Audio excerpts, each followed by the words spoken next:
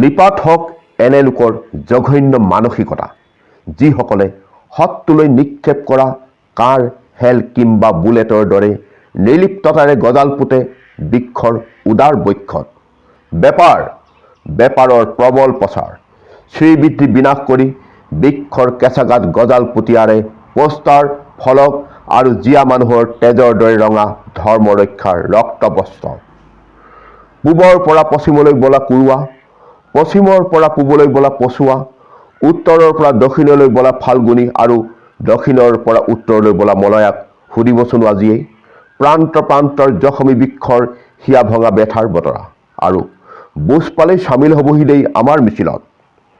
নৱপ্ৰজন্মৰ বাবে অক্সিজেন সংৰক্ষণৰ বাস্তৱ তাগিদাত, চিৰসেউজ ছত্ৰভূষণ ৰূপে দি যোৱাৰ দৃঢ় বাসনাত, সেউজ বাৰ্তা বিলোৱা গছ ক্ষত বিক্ষত হৈ মৰি মৰি জীয়াই থকা প্ৰক্ৰিয়া স্তব্ধ কৰাৰ পণ লৈ সমস্বৰে কম, গছত গজাল নামাৰিব।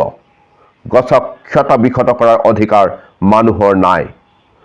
গঢ়ি তোলো আহক বিশাল সচেতনতা, সংশয়মুক্ত হওক গছৰ জীৱন। ফলশ্ৰুতিত শ্যামলী ধৰিত্ৰীৰ বিস্তৃত বক্ষত দ্বিধাহীনভাৱে আমি এৰি যাম আমাৰ উত্তৰ পুৰুষক।